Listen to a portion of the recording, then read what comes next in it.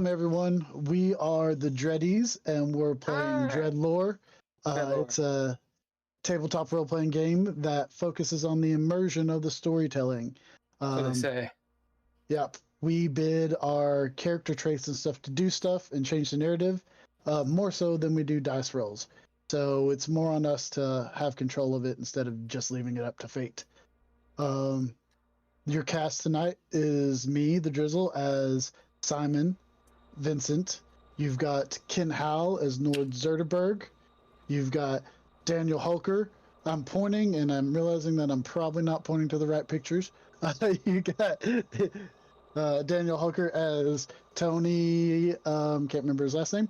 Cerniak. Zerniak. And you got Andrea Elliott-Johnson as Leah Merzrahi. And as the arbiter tonight is Bill Bunkum. Eating nuts. Yep. What are we He's over there eating some walnuts.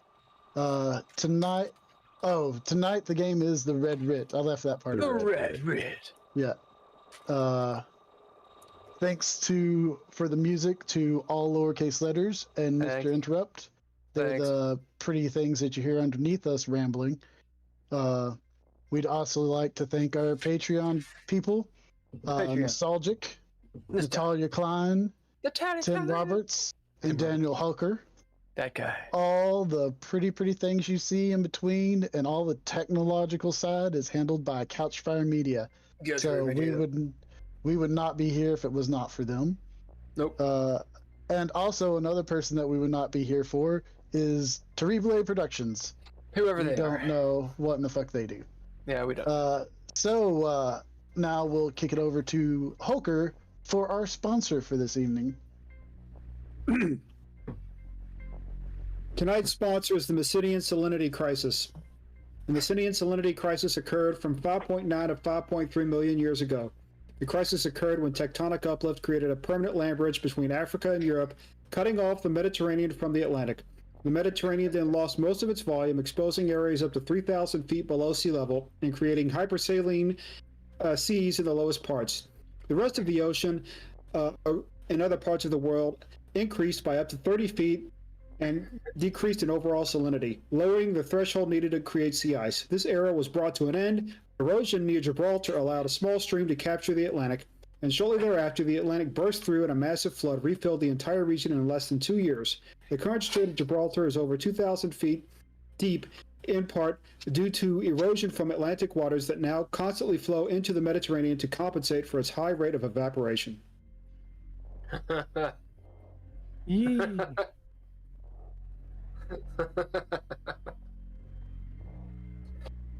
Oh, good. Now, is that why the Strait of Gibraltar is, it's rather infamous for being rough, right? Rough seas? It's not the roughest, but it has at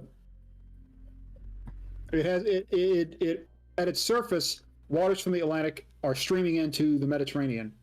And I think there is a countercurrent at the bottom of more saline water going outwards to balance everything out. Interesting. Thanks. What is this called again? Messidian Salinity Crisis. The Messidian Salinity Crisis. Yeah, it's sponsorship. How many years ago? Sponsoring a show, but it's a bit salty. That was a long way to go for that one. Yeah. The Red Writ. Red Writ. How long ago was the Red Writ Messidian Salinity Crisis? It is primarily thought to have occurred from around 5.9 to 5.3 million years. So not that long ago. Okay. A minute. Yeah. Forever. You know, not that long ago. I mean, relative to, you know. Relative. It's not. Pretty new. Anyway. Thank you guys for joining. If you're catching us on the podcast, continue doing so. Write a review. We have little polls, like little questionnaires at the end of those things. You should totally check those out. Some of them are good. If you're catching us live, hi. Say hello to the chat, and Drizzle will announce you. Remember, you got Dread points, which are channel points on Twitch, and you can do stuff with them. The descriptions, well, describe what you can do. So, read, please. If you want to know anything about DreadLore or what we're doing, who we are, DreadLore.com. Check it out, and you'll find your heart desire. So, tonight, on the Red Writ. Red Writ. All right. Let's do a little bit of a You guys just encountered Lady Callie. Leah shot her. Shot her dead. Actually, she was very dead. And then Leah proceeded to take this weapon, we'll say, a glaive of some sort that no one in game has bothered to try to figure out, and chop up the body and burn it in a brazier. Pretty much that was the entire session for Leah. But it was good to do because, you know, you guys have noticed that sometimes the dead have risen. So she was making sure Lady Callie wasn't going to do that. In the meantime, other stuff happened. We're going to address some of that tonight. The other stuff that did happen. You guys left the sunken temple. You swam out. It is colder on the surface, much colder. The blizzard is in full blizzard. Full swing. You make your way to the edge of Belle Island, up the stony steps, and you're at the precipice looking out across the narrow river, the narrow strait, across at Detroit. To your left, down the embankment, about a quarter of a mile, you see where your boat is. This gas-powered boat. It's not bipping and bopping in the surf anymore. Seems like the water has started to freeze quite a bit. Across the way, darkness, fires in the city.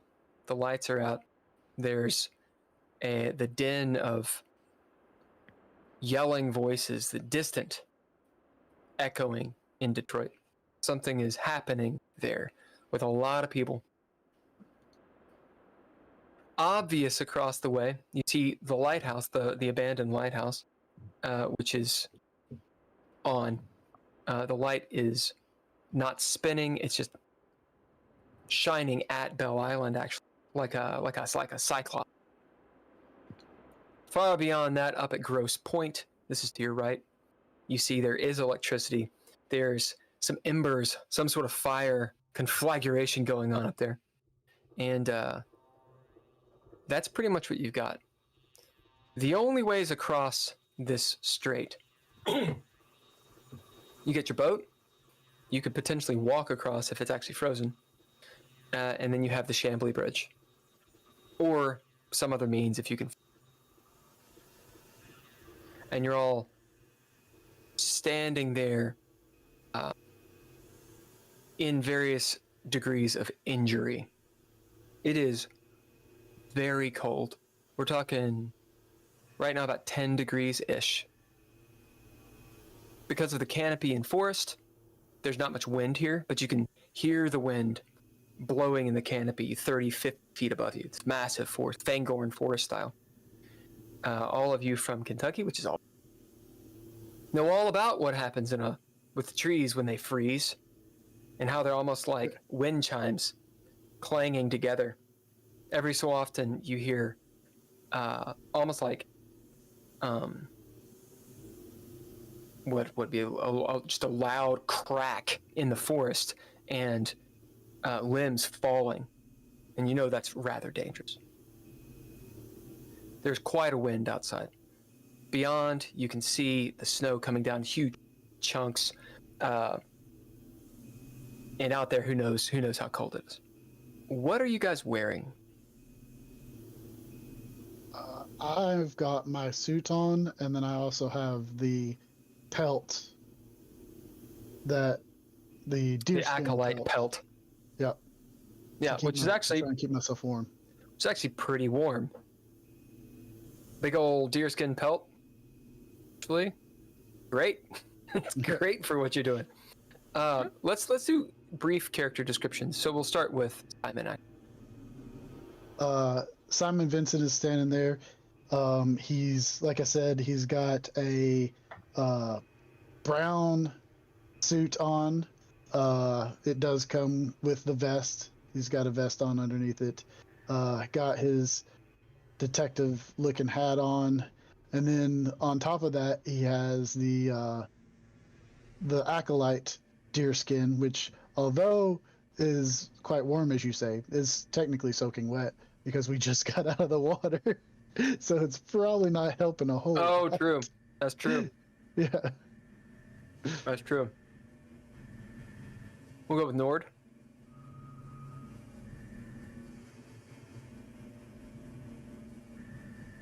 Nord is on mute. Nord has laryngitis. That's so good. I muted because I had to go say goodbye to some people. Oh. Nord is a journalist. He is from Sweden or Switzerland, one of the two. And basically the same place. Basically the same. The one next to Finland, which will go with Sweden. Yes. He is. He's wearing a big pelt, like everyone else, and he's also wearing a Kevlar vest and a pretty fancy, weird shaped, color shifty jacket, and some pants that are probably very dirty, but maybe cleaner than they were because he is wet and had a long swim. He's also on a series of drugs. He's on fish breath, and he's on some other mental drug that I forgot to write down because I can't remember what it was, but hopefully we'll get to that at some point.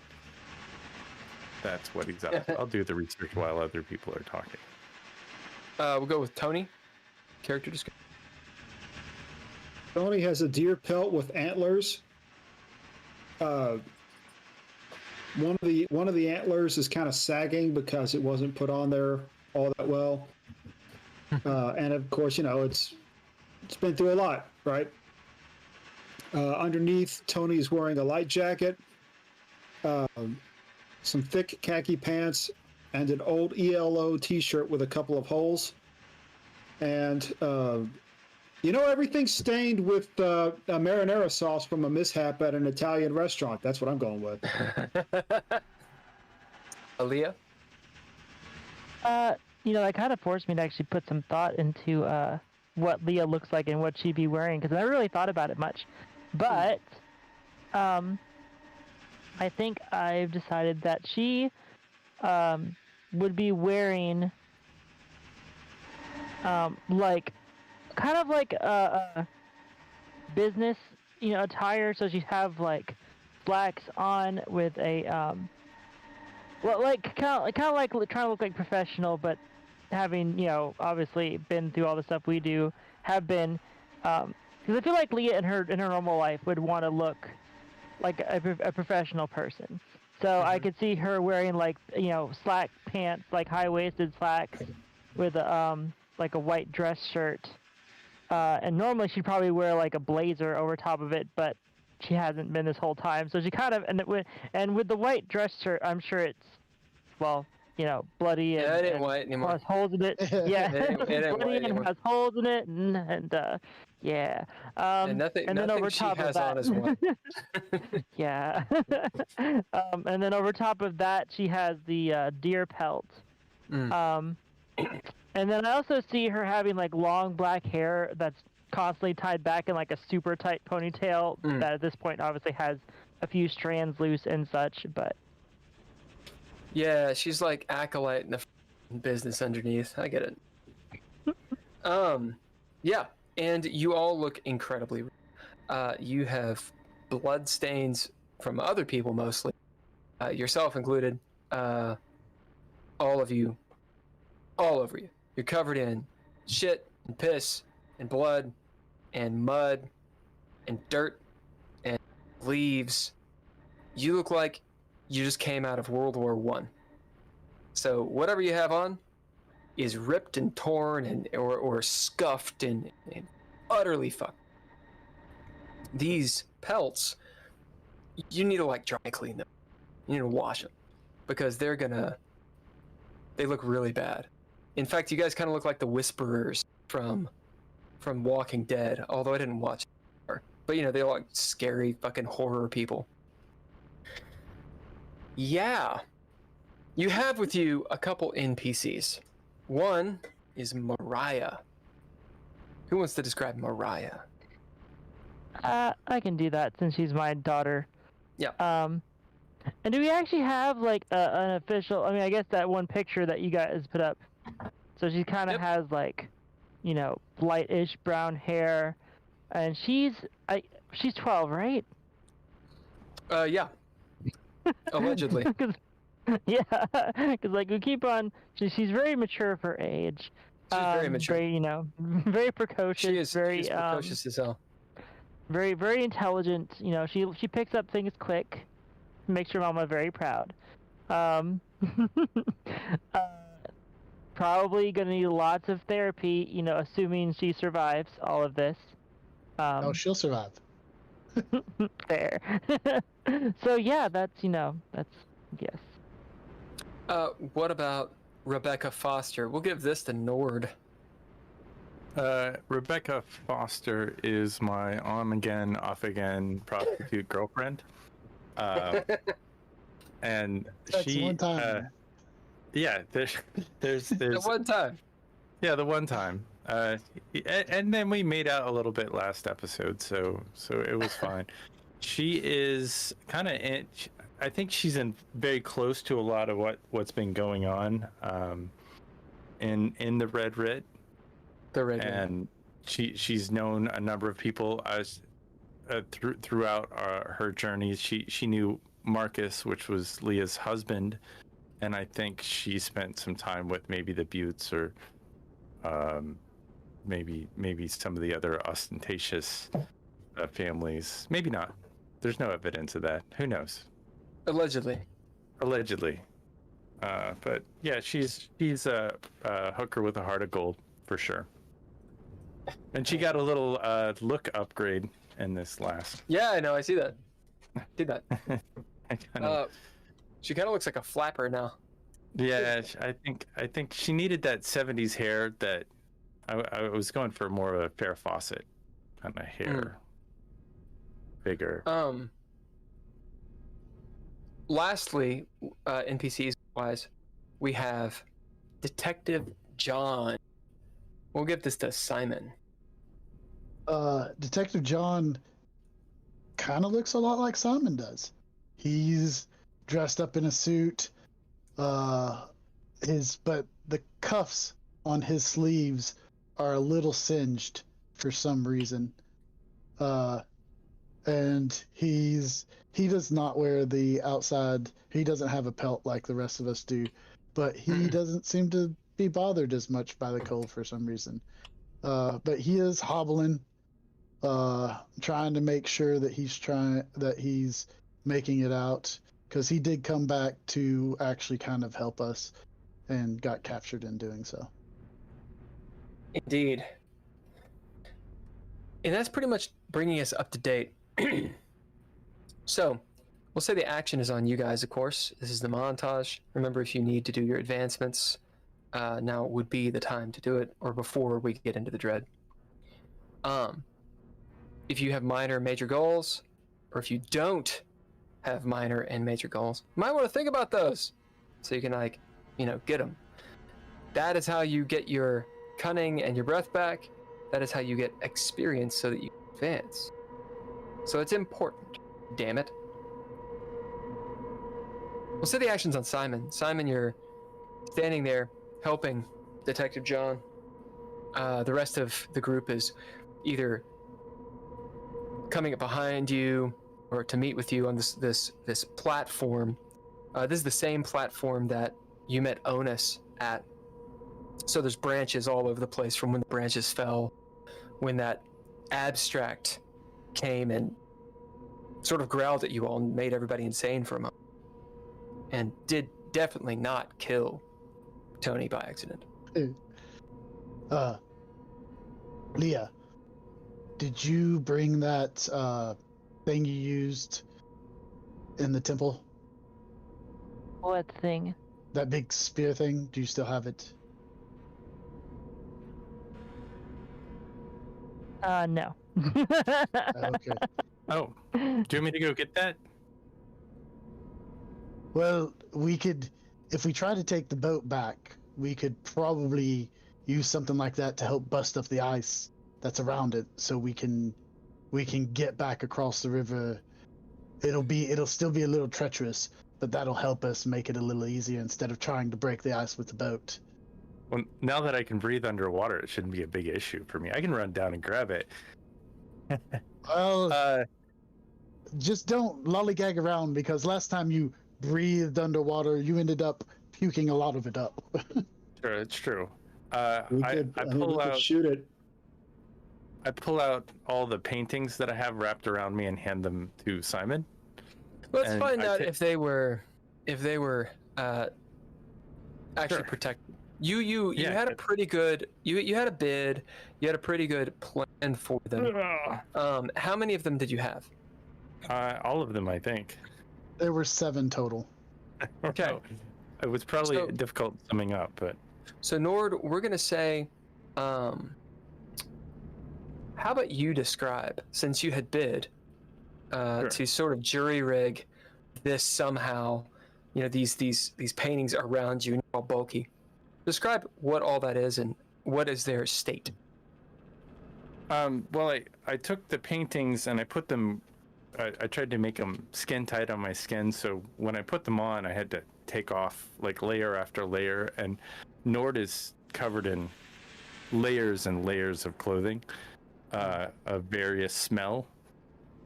But for the most part, I think he believed that maybe once if he had them close enough to his body, and then he put his shirt on, and then he put his vest on, and then he put the Kevlar on the vest, then the pelt, with all of that stuff, it might have protected it a little bit, because he was definitely more round than when it's very bulked up, I guess, when doing that. So that's So kind of taking all that the off, idea. what are the paintings? What is their what state are they in? I would like to spend a narrative point that that the edges are wet,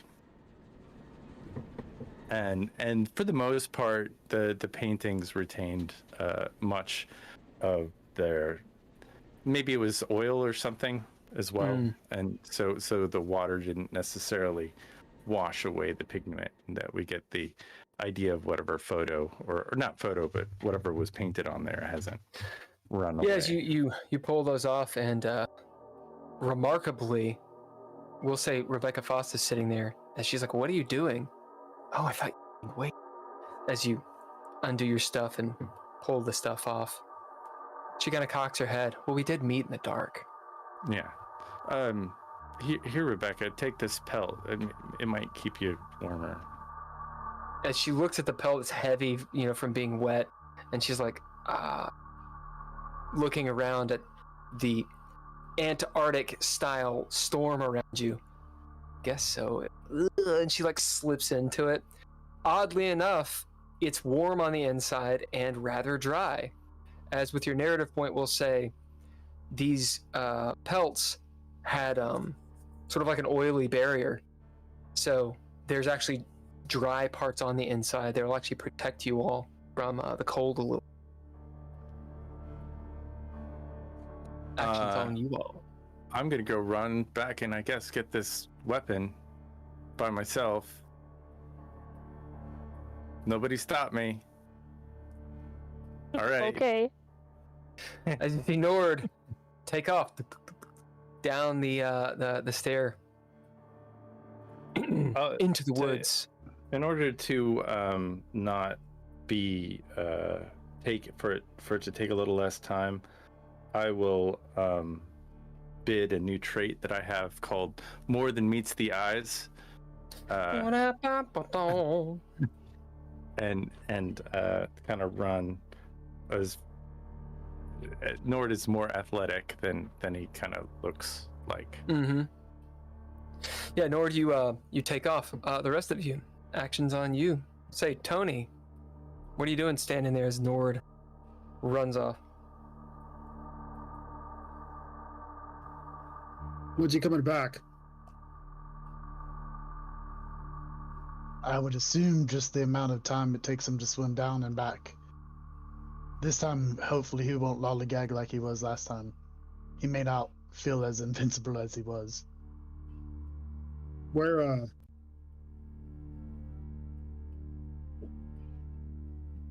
Rebecca? I'm right here as she pops around Simon. Oh, she's wearing Nord's cloak. Yeah, he'll be back. She smiles big, as if to say, "You think?" Mariah is... Go on. Oh, you go ahead. Mariah is in between all of... shivering, of course. She'll be at Simon's... Well, Simon's helping Detective John. She'll be at Leah's side. Snuggled up against the fur, and all the coagulated blood is like in her hair, kind of stuck to it. As she moves her head, it kind of pulls. What are you doing, Leah? She has a pelt too. She'll have a pelt on. Yeah. So first, just so you know, I was looking through the book to choose my advancements because I am now choosing Mantle of the Chosen for an ability. Interesting. This is a mysticism? With 2 upgrades. Yes. Okay, remember you can only upgrade once at a time, and then you can move it up the next time you advance. Okay. Well, fine then. Yep. So well, I guess you can make multiple upgrades in a montage, but not on the same thing. Gotcha. Okay. Well, then I'll just upgrade my other new-ish ability. So there. That way you don't go from 0 to completely maxed in one upgrade. What? Like, suddenly I'm amazing at this. Who would ever do such a thing? Not me. This is what you were doing. Anyway. Can you describe to everybody what is Mantle of the Chosen?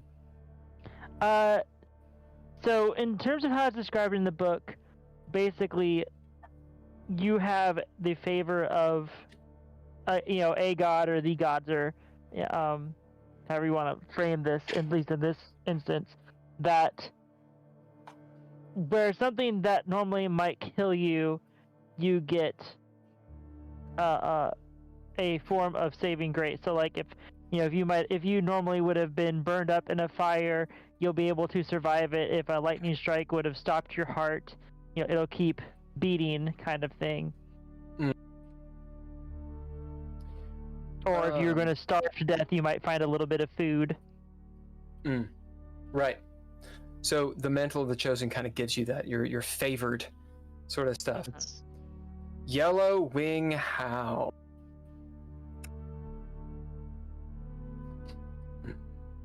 At least they did it at 420. Yeah, they did it early. That's Yeah. all right. Okay. I can't. I was trying to remember how to delete that, and I can't. Yeah, just you can't have to remember how be- do it. You have to be on Oh. the video producer thing or whatever it is. Oh, I And am. it should give you- I don't. oh. I don't remember how to. All right. Um, Well, it's not a so big deal. after that, Yep. Leah will, sort of wrap her one free arm, letting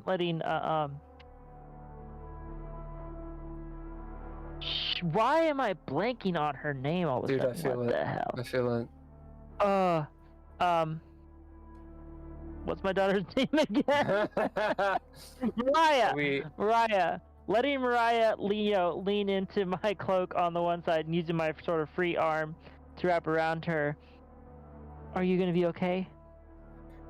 Yeah. I'm great. She looks up and smiles. There's blood coagulated in her hair and all over. She's kind of like got scrapes, gnarly kind of scrapes, like maybe down her neck, such. She's all like scraped up, like she's been, going through the woods, for example, and crawling through a sunken temple, for example. Maybe like a couple of her fingernails are split, and she looks up with this childlike innocence. 12-year-old. I love the idea. Ooh, fate roll.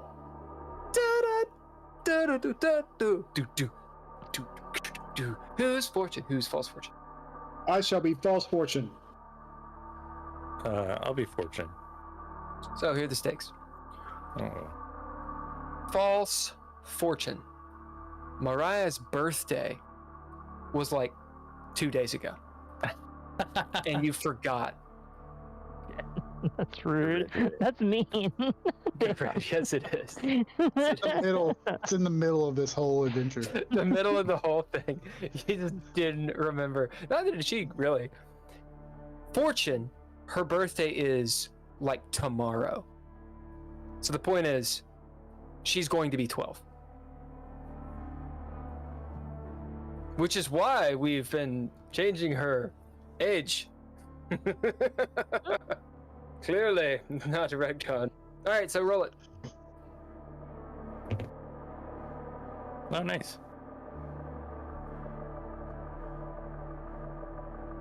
I got 86. I got 2. Her birthday is tomorrow.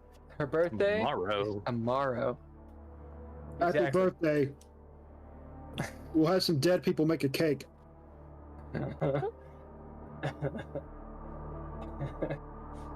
Indeed. Continue. Leah, seeing this, will kind of give her kind of like a very appraising look, and then actually get down on one knee. It's okay to not be okay. I was broken a long time ago, and I hope to spare you of that. She kind of looks at you. I mean, yeah, I'm okay.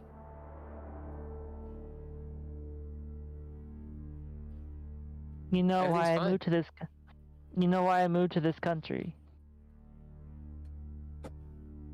No, not really. Because To learn English? well, we all learned English, but no, I moved to this country because I didn't want my daughter to grow up at war all the time.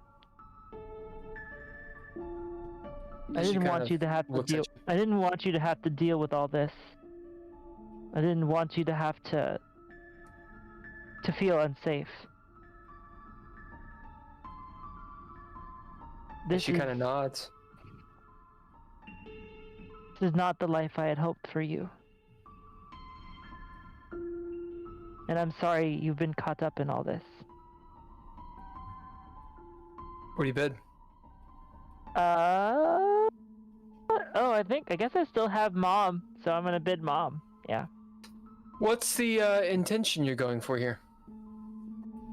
just to basically, well, both comfort her, but also bottling up traumatic emotions works in the short term, but in the long term will cause neurosis. And I want her to know that it's safe to let it out, if only for a little bit. So that way it doesn't, it doesn't build up and become something far worse down the line. Okay, describe this scene then. Or what you want is going to happen. Yeah.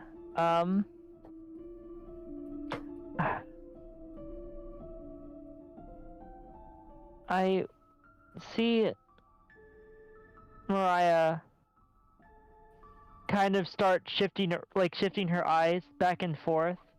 Not really looking at anybody or anything, just sort of, kind of like you see somebody like running through the mental processes in their head, of not really sure, what to do. And then Leah seeing that sort of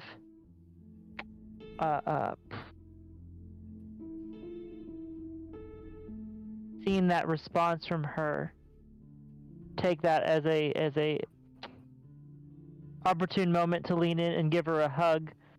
And I don't think that they would necessarily be crying, but I would see like audible crying, I should say.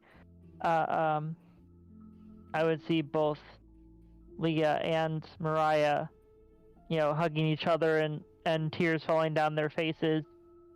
Both, because both of them at this point don't really know what happened to Marcus either, We don't care about the why. Oh, yeah. We just want to know the why. I don't know, man. Like, emotions are messy. Like, I don't know, like trying to, I don't, That's why you're describing it, because you did the bid. Yeah.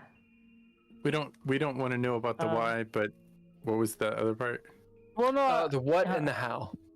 The what and the how. Yeah. I don't know. I guess.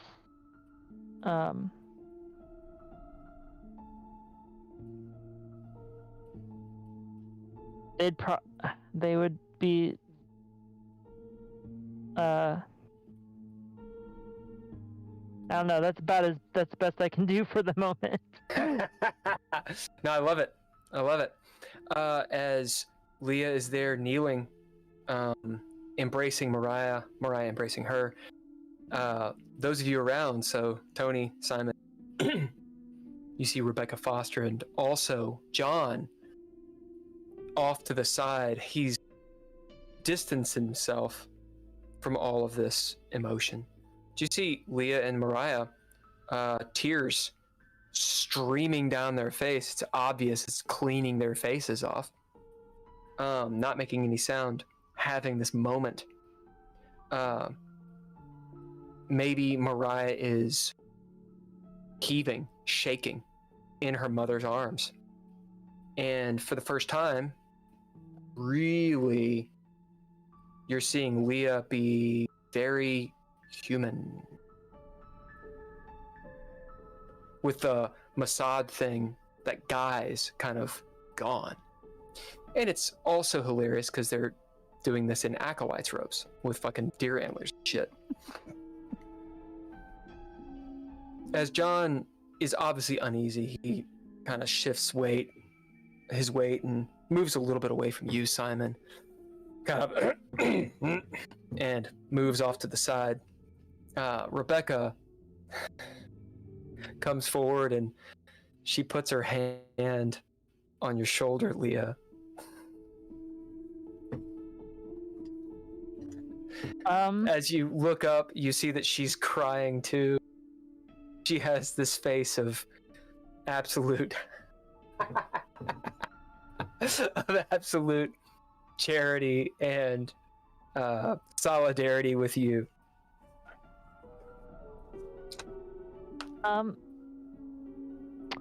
I think. Yeah, no, I mean, and admittedly, it's hard for me to separate myself from, a character I made up entirely in my own head. I think Leah would. I'm not sure if forgive her is the right way to put it, because I think seeing that Leah would recognize that What? they're probably And how? I'm trying to. No one cares about the why. Actually, I truth, care we do care. We do care. I know you. We do care about it, but I want you to say what and how. You'll have an opportunity for the why. Would. You said she put her hand on my shoulder. Mm-hmm. Leah would actually let go of Mariah with one of her arms and grab Rebecca's arm and actually pull her down into the hug with Mariah, and let her be a part of that. See, much more powerful. As you guys see this happen, you don't know why, but you can assume. Actions on Tony and Simon.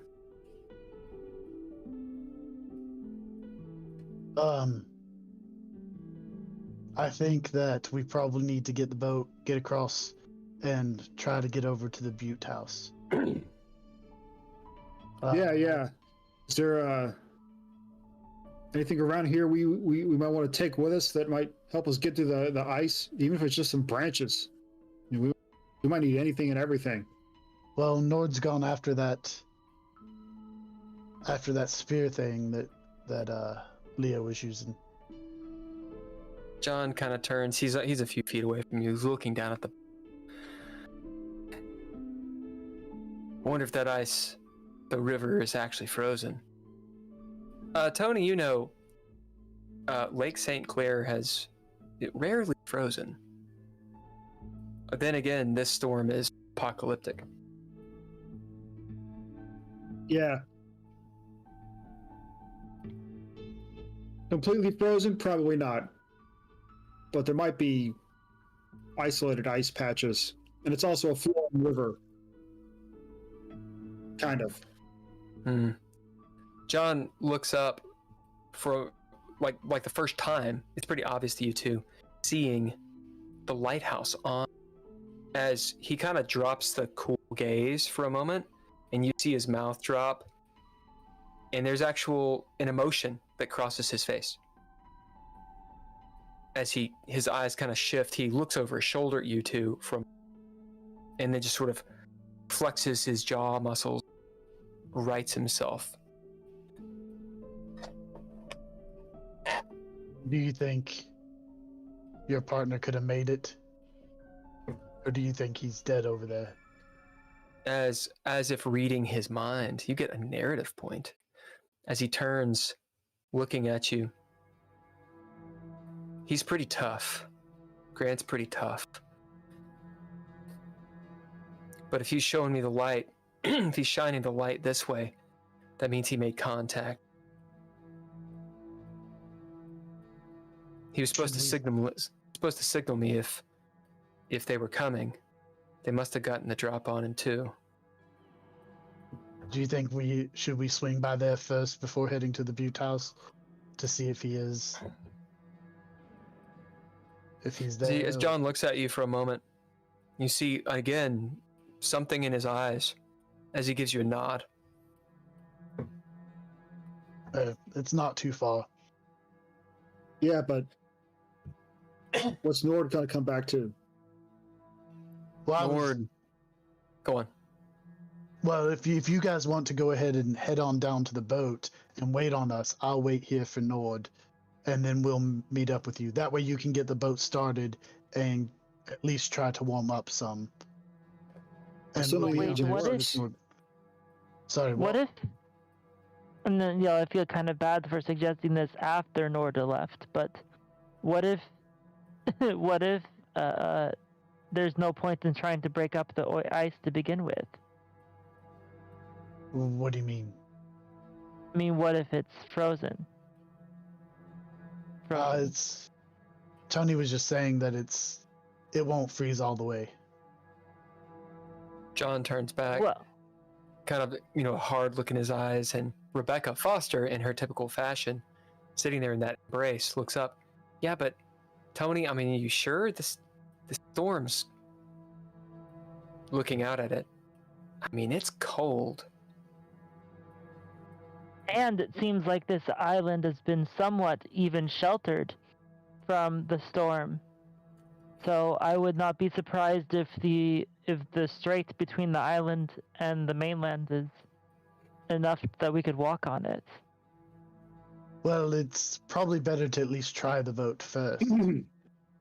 Because if we start walking on it and get halfway through and it's not frozen, we'll have to turn around and come back anyway. Listen, the reason I don't think it's going to be completely frozen, I've never heard of anyone just walking across the river. Trust me.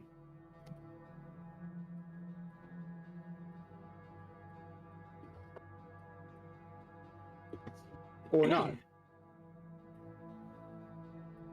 That makes me think of that scene from the Batman, the Dark Knight Returns or whatever. Send people out on the ice, see how far they get. So,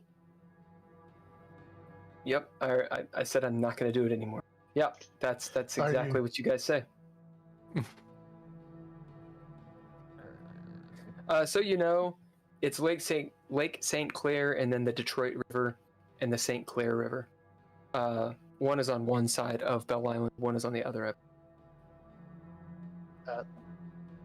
So if you want, like I said, me and John can wait here for Nord to get back, and you guys can go ahead and just go get the boat started and get warmed up some.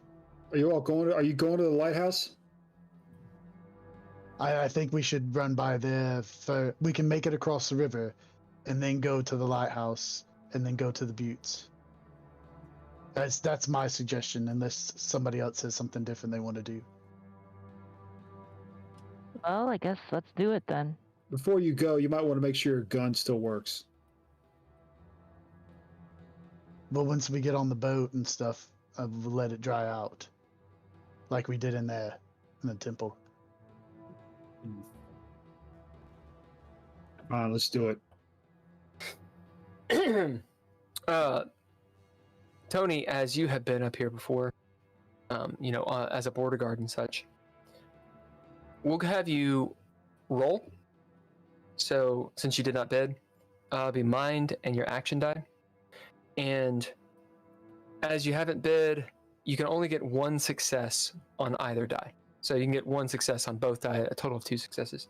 You can do abilities, ninja gear, all that stuff as normal, but you're rolling with detriment right now. All right, here goes.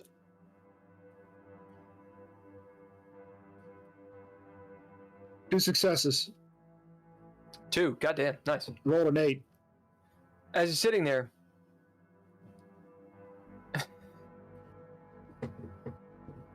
thinking, it usually doesn't freeze over. But then, maybe as a... You've been feeling a little different lately. Within the past 6 or 7 hours. Yeah. Quite a few things have happened to you.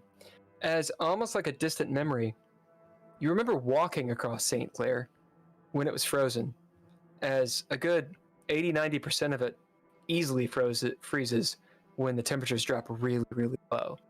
It usually happens over a protracted time of cold. Because, Takes a while. Detroit gets cold, like really cold. And when it gets really cold for a long time, like in the winter, St. Clair often freezes. People ice skate on it. It doesn't totally freeze, but absolutely the boat could be stuck in it. It's only been a day. It's only been, what, 4 or 5 hours of this weather. Likely not, maybe, who knows.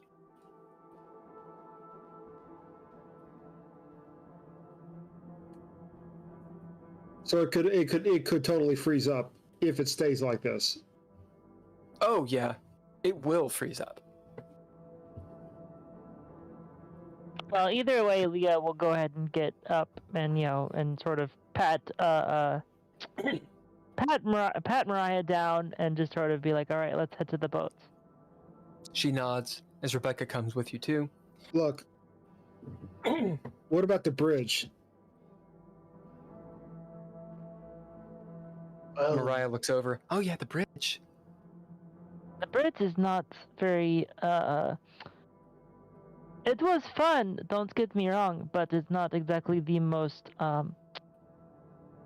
the safest route to get across the river. You hear John. I'm surprised it hasn't fallen yet. Yeah, it was pretty sketchy. This boat this boat could get stuck. Well, we also could fall off the bridge. What I could do is, while you guys are securing the boat and waiting for Nord, I could go scout ahead and see if anybody's in the lighthouse. Well, the lighthouse is across the river. Right, but what I'm saying is I take the bridge. I've already been across it once, so I know how to get across it safely. But it wasn't snowy and icy. I'm just saying, to me, that seems more treacherous than... Even if the boat gets stuck, we can then traverse the ice and make it back or something like that. The boat just seems to be get the majority of us over there quicker. But if you believe you can do it, I'm just saying, I believe I can do it. Plus, careful. it'll save us the time of waiting and then getting across and then going to check the lighthouse. This way, I can just check it while you guys are doing that in the interim. Nord, you are running down the way. You hear the group talking.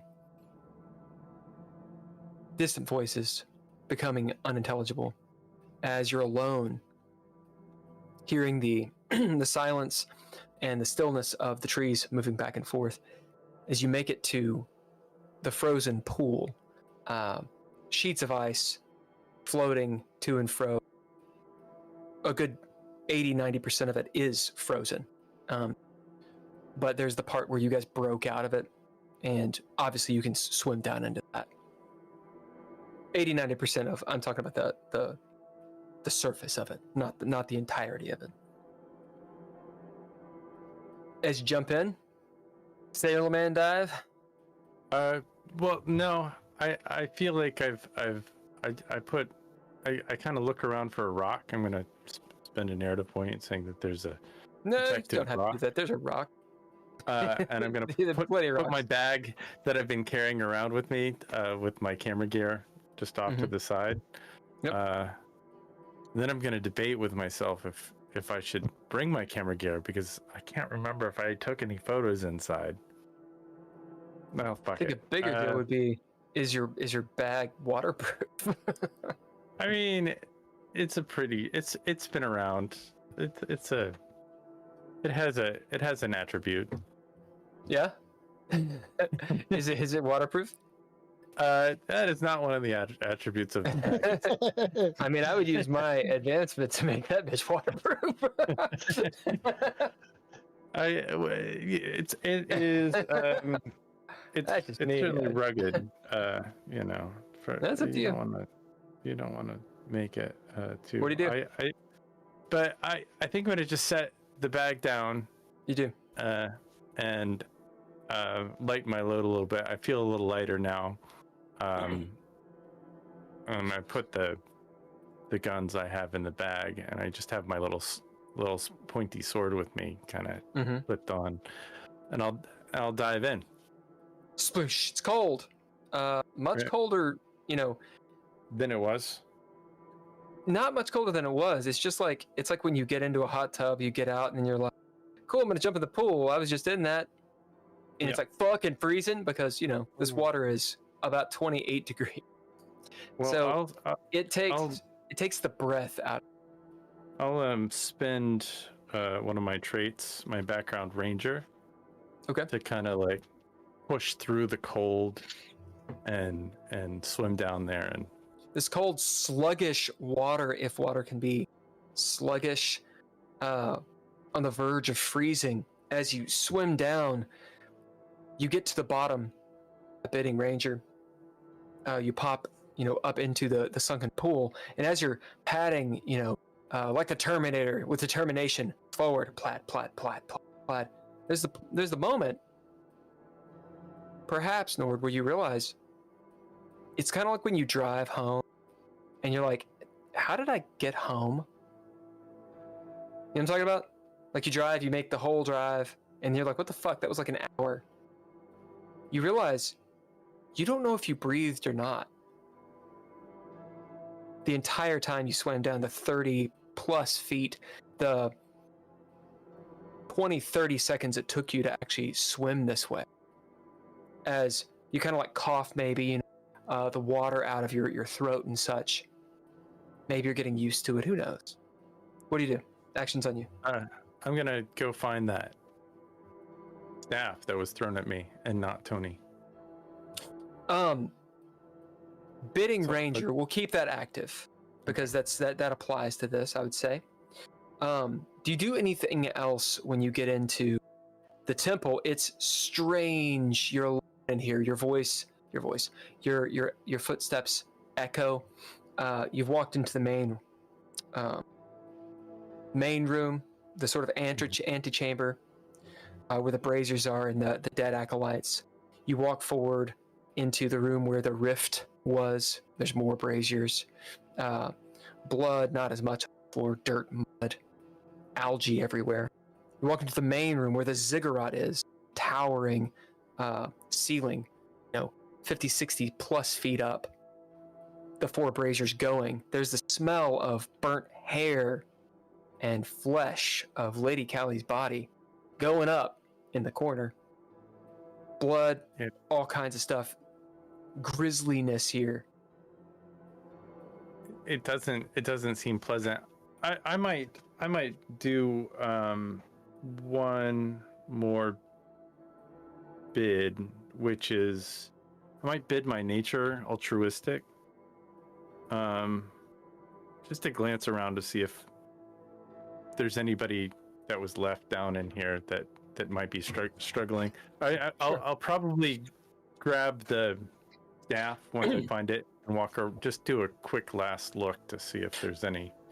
Bidding ranger, you remember where Leah was, and that's the obvious location to go to first.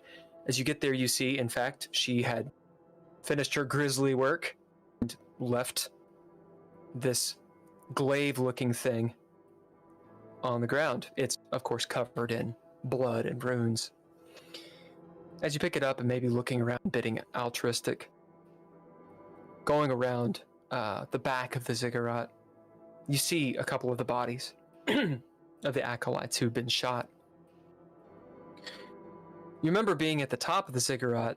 The only thing that you'd seen was this weird rune, this circle of that Lady Callie had been standing in. And then you see the 3 dead acolytes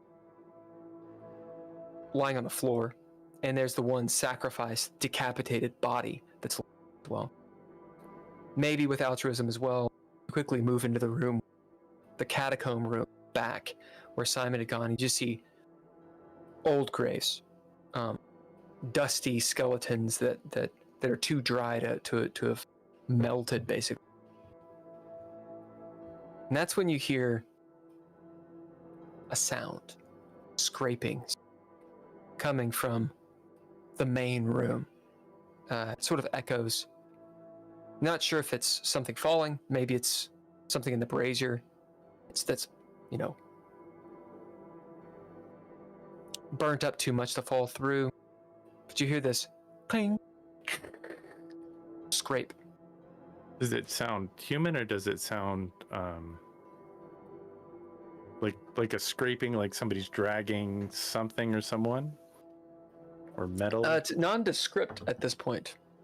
You could bid. You could throw down if you want. Yeah, I'll throw down to kind of Okay. You Feel need if one I- success. figure out. Well, I got So the bid or 2. throwdown rule. Nice. So the With bid or one- throwdown rule is threshold 0. Ergo, you have a narrative point on this. Oh no, I got 4 successes.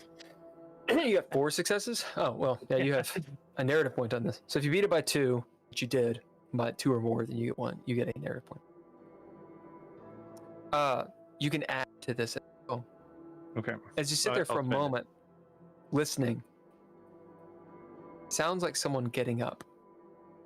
And you hear a cough, a deep cough that sounds gross, like someone with bronchitis. And then sort of the splashing of fluids, and then a groan. And Sure. if you want the narrative point, that's for you to change the fiction a little bit. No, I think I'll just use what you said and keep the narrative point for the moment. And because Right now, you're I- at the back of the antechamber. I'm sorry, you're at I'm the gonna back of the main chamber, next to the cautiously door. walk towards the sound and So they'll be going around to the to the front. And I'm going to bid a trait called Snoop, Mhm. which is maybe allows me to kind of sneak up on them. I don't That's a want good them one. to hear me. Good one. Yeah. So, if you were to be at the entrance of the temple, so where you came in, literally where Nord is going to, but if you're standing at the entrance, looking at the ziggurat, which would be right in front of you, to the left is the way that you went around. Right now, you're going around the right. So you're going around the other side. That's where the sound came from. Sure.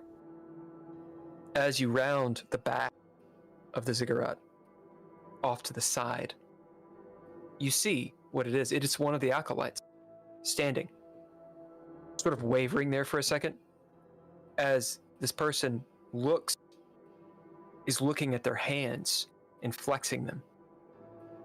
And they look around. As they do, you see flashes, almost like might remind Nord of camera flash, of blue light flickering in their eyes. And bidding Snoop, this acolyte doesn't see you yet, as you may be like next to the ziggurat, a little bit of ways. This is when you hear the scraping sound of someone else getting up on the other side of the ziggurat. So these guys are coming back to life, and I would like to get the fuck out of there. A female voice. She's a base. But I know where the exit is, correct? Yeah, it's the entrance, which is going past both of, or you can go up the ziggurat. I might climb up the ziggurat. All right. What do you bid to do it? It's a good question. I will bid. I don't know. My period of life, which is hardened. What do you do with the staff thing?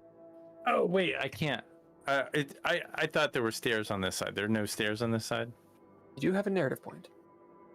Well, I'll spend my narrative point. At to say present, that no, there's there are no stairs. I would like to spend my narrative a narrative point to say that there are stairs kind of. They're going the up. kind of stairs where like they're not the obvious stairs that go up, as in like to the Tibetan temple. They're the kind that like when you're on the side of the ziggurat, you can see, oh, there's little stairs notched out. It's dangerous, but you can actually walk up the side and get to the first platform. Does that make sense? Like they're sort of recessed, or not recessed. What's the opposite of recessed? Pushed out. Obsessed. Processed. I don't know. Processed. Convex. Convex or Well, concave. convex. Yeah, convex. Yeah, sure. We'll go with convex. It's even slippier. I'll try climbing up that, and I'll bid walks off the path. Did I already bid that? Holy shit! I already fucking bid it. You're a bidding fool. I'm a bidding fool. Does Ranger still in effect where I can climb this thing without having to bid? I'll give you a throwdown on it. It'll be a threshold 0 for you since you have Ranger still out. And that is a grace, I presume. I would say Grace, yeah. Grace or Wits. I think either one would work.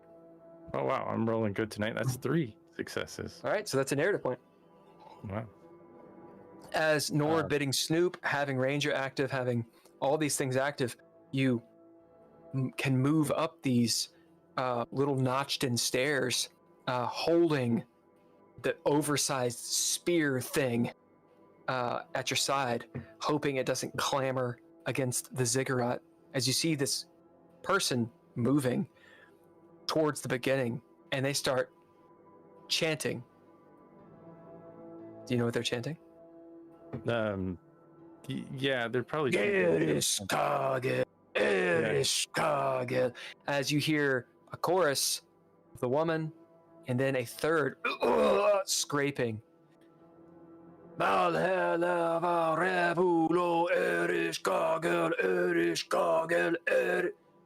Going. Yeah. As it's filling up the auditorium, echoing back and forth, sounding like multiple voices. Well, the fires start burning brighter. Burning brighter. Is there a Okay. Is there anybody dead that is not risen on the second or this first level of the platform yet? As you get on the first level, a narrative point saying that there might be the dead guy that was beheaded, or something like that? Sure. The sacrifice, they might have had a cloak on. Oh, indeed. So when Lady Callie kicked off that person, she took his cloak and just tossed it off to the other side, which is where you are. Yeah. As you look down and see that cloak there. Can I put You'll actually find his head too. Why not? Yeah. I think his head was somewhere else, but whatever. That cloak on. I might quickly just search the body and see if there's a... So the body is... She kicked it off on the other side. Oh, okay. So... But the cloak is there. Yeah, the cloak will be there. All right. Well, I'll put the cloak on. As you whip this cloak around, what does the cloak look? We'll give this to Simon. What does the cloak look like? Is it the same? Is it different? What is it? No. This one is actually a goat. Because the ones who are set to be sacrificed don't get the fancy cloaks. They get goats. They get goats. As you see a goat cloak. Oh shit.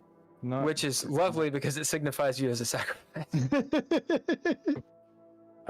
Yeah. Well, okay. I didn't do it. Thanks. You put this goat on. These fucking weird goat eyes are like looking around, kind of like boggly eyes. I'm sorry, I thought it made a cool story. I didn't think about it. You putting it on it. Like the fucking hooves. You gotta kiss the goat. The goat is, it can be also, there's some lore where the goat is kind of devilly. I would like to spend a narrative point saying that the goat is kind of devilly. That sacrifice, maybe it was an accidental it was on purpose, but it was just because we did such a good job in stopping her from getting so many sacrifices that this goat sacrifice wasn't intentional. But it was just intentional. No, like she intended to sacrifice him, but it was. I see. It was only because they were around. She had to ask for. She needed one more, and then like that was. So this guy was sacrificed, but that wasn't the original plan. Yeah, I can take that. So sort of like a goat helper. It's like an understudy for the sacrifice. Sure. He was allowed in the room. I mean, it was definitely one better than some of the lackeys that we ran into before. Sure. And I would like to bid badge and clipboard. Okay. with my staff, You have a staff? which is kind of like I'm in this thing, and I'm just gonna mime the words, but instead of saying like Erskagel, I'm gonna say like Erie Kegels, Watermelon. watermelon. I'm just kind of like, hold the staff and kind of like jive to the beat. Okay, well, you're what wearing they're a goat, so the question is, do you do the goat dance? I guess. What is the goat dance? I don't know the goat dance. Harry Bunkum knows the goat dance. Have you ever seen Dragnet, the movie? It's been a while. Where they go to the pagan ritual, where they eat people against goodness and normalcy. Oh, nice. Anyway, if anyone's ever seen the goat dance, you know what I'm talking about. A little. I'm holding this little staff, and I'm kind of crouched down. Eerie Kegels. The goat dance. If you straight leg, just like kick your legs out. Oh man, you're not gonna do it. Yeah, but you gotta like go hut hut hut hut hut hut hut hut. That's close. I don't have a lot of room in here. All right, as you see them all doing the goat dance, the hut, hut, hut, hut, hut, hut. Yeah, no, I do whatever they're doing. Back up top.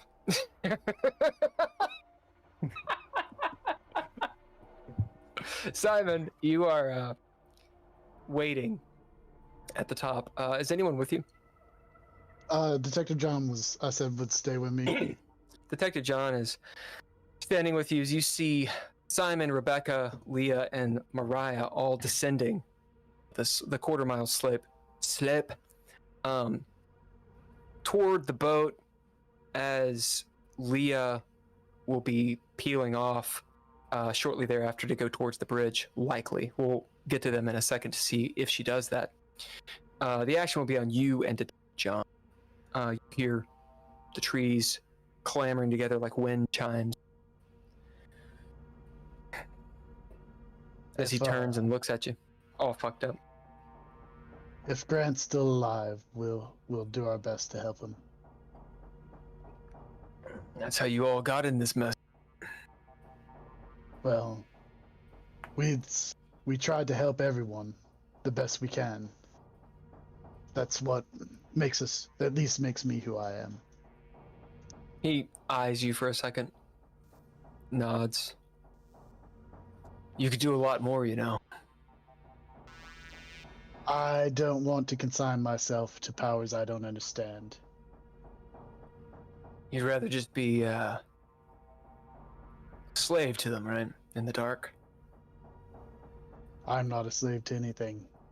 He as long as I slowly turns and looks at you with a look that is pretty obvious what he.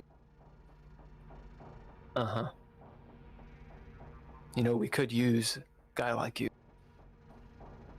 There's a lot more out here than goat-wearing occultists. Yeah, we've met a couple other strange people, maybe down in the sewers. He quickly looks and then kind of pauses. Even more so, we could use you. Yeah. But I find if you're a man of your word, you can not befriend, but at least not make enemies of people.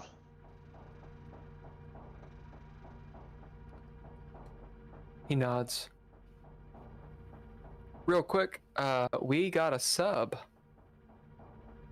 on the channel. Yeah. Well, Let me, go up, thanks go so up the chat much. really fast. yeah. Well, an anonymous. JM Roth. Well, an anonymous gifter gave. Oh, an anonymous J.M. gifter Roth gave JM Roth a tier 1 a sub. So, congratulations, JM Roth. And also, thank you to the anonymous gifter, whomever gave the number 1 sub. Awesome. Thank you guys very much. And because they're subs or subscribers, they do not get the ad break that's currently running. Right. So they see this part. They actually see this part, which is nice. Yeah. Yeah. Awesome. Thank you guys very much. He kind of nods, John. Well, I'll tell you this, Simon. You can't go back.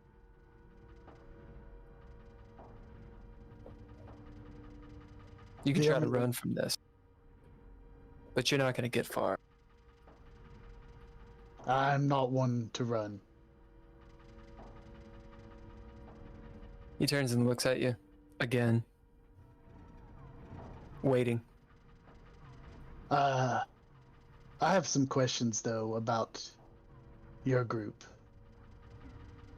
The first two that we dispatched of had a girl in their trunk. Dark look over his eyes for a second. Continue. They had a girl in their trunk. Was that your guys' doing, or why did they have... Each team has a bit of autonomy. So if it could have been them, but it's not a part of your group. Well, you got to tell me a little bit more. Well, it was... I've had one or two girls in my trunk, if you know what I mean. Well, this was a young girl, and Guys, she too. had been murdered. He arcs an eyebrow, sort of winces at it as he does. Go on. Well, and there were some pictures that we found from them, which had more pictures of mutilated girls. And if it's a part of your group, I don't want to have anything to do with that. We don't mutilate anybody. Not like that. I don't know what they were working on. You're talking about Murphy. He kind of thinks to himself for a second. It could have been a lot. Okay. So it was more like that they were probably investigating it as opposed to doing it themselves. Cocking his head. What is it that you think we do? I don't know. I was just worried because I originally thought that the mutilated girls were a part of this whole Lady Callie thing, but considering that that's not what's been going on, I didn't know if, because it was in their trunk, I didn't know. Like I said, we didn't know that you guys were going to even help us. We thought you were part of the whole Lady Callie thing. We weren't going to help. Well, I know you were the one who was going to help us, and I thank you for that. Kind of nods. Well, I broke the rules doing. As for these girls you're talking about, they were probably an investigation of some. Callie and her group have been sacrificing. Not just young people, not yet just young girls. Seems like they have a type. Seems like they usually want an indoctrinated type person who's kind of brainwashed into becoming a willing sacrifice. And then some people aren't so willing. That's been going on for years. Okay. Now, what you're saying reminds me of what they do. Chopping people up in little pieces and such. Writing shit on them. Odd runes. Is that what you saw? Yeah, and that makes me feel a little better. I know that you're a good guy because you were here to come back and help us. He arcs another eyebrow and just winces. Well, maybe. How about honorable? Let's say honorable. But I wasn't for sure about the rest of you. And again, sorry for the confusion earlier. It wouldn't have happened if we didn't realize, if we had known. He kind of stops you. Don't be sorry for something you can't take back. Yeah, we were thrown into all this without a clue of what was going on. Murphy and Thomas, those are the two. They had their issues. And if I'm going to be honest, maybe they had it coming. We probably wouldn't have, if he hadn't have attacked me if one of them hadn't have attacked me in the elevator, we probably wouldn't have fought them at all. He kind of But nods. he attacked me unprovoked in the elevator, so that led us to think that you guys were against us and not maybe potential allies. Well, we work in twos. And like I said, it's pretty autonomous work. Anyway, he looks back down the stairway or the path where Nord went. Your friend's been gone a while. It is taking him longer than I would have expected. You want to go check?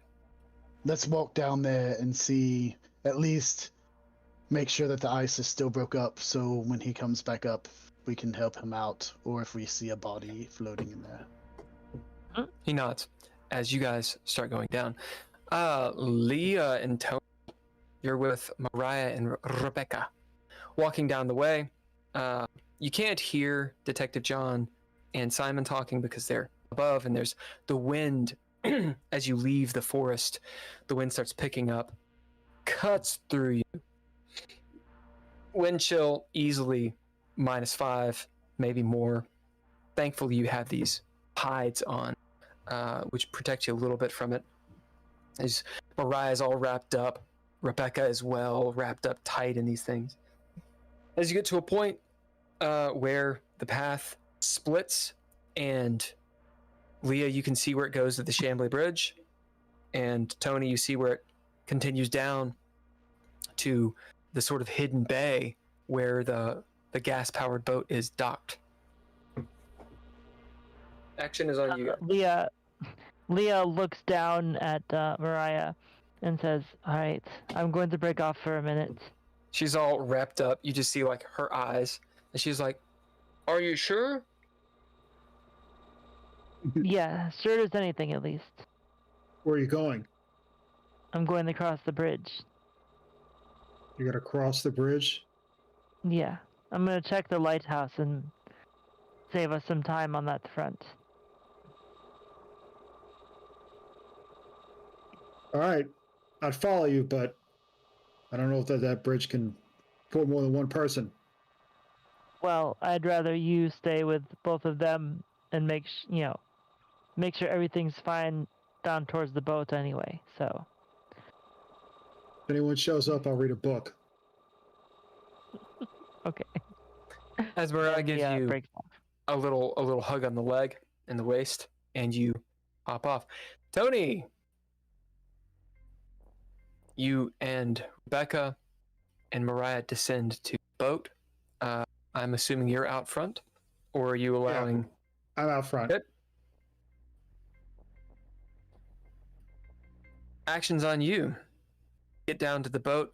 It is sitting there frozen in place, or seemingly. There's loads of snow piled up, a good foot and a half on bits and pieces of it, icicles streaming down. No one is on the boat. Rebecca walks over to the ice. Oh, shit. You think it can break free? I don't know. But look, we don't have much time to waste, so let's start cleaning the boat off. Mariah starts hitting the icicles and such. I start brushing the snow off. I'm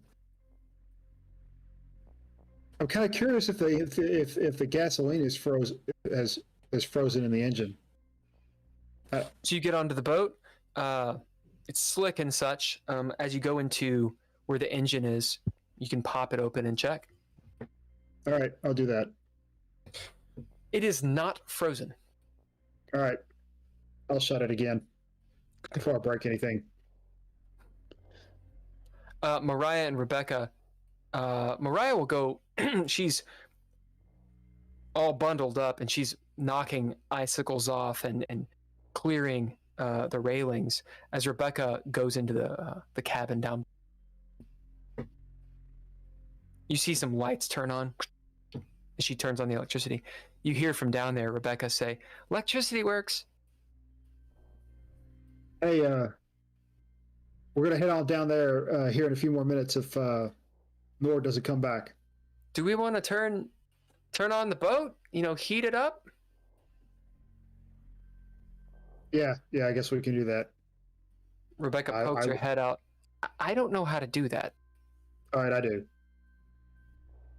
I will attempt to turn on the boat. What do you bid? Turnkey.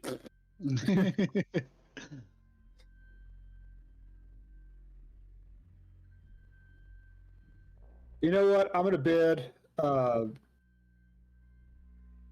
local because at least back in the day, at some point it's more likely for a kid to have to turn on a boat than to play a World of Warcraft.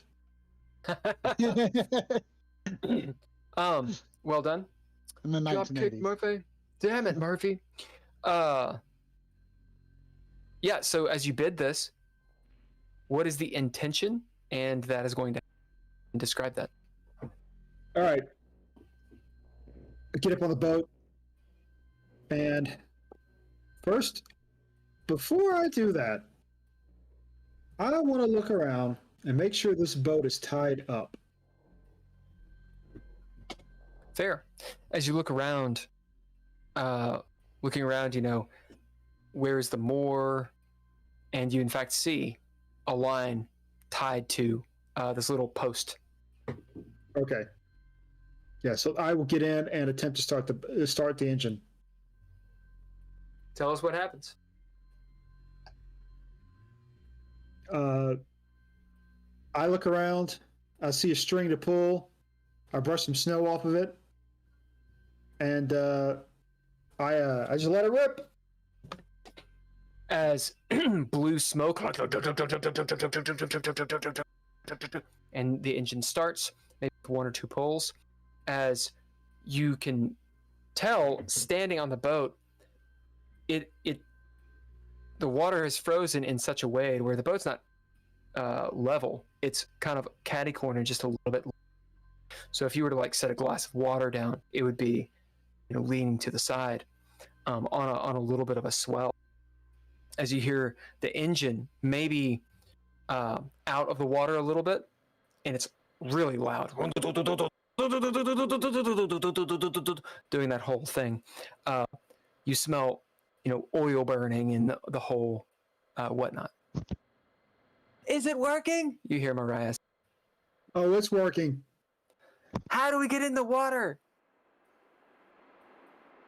Let's let it warm up first. As you wait, Leah,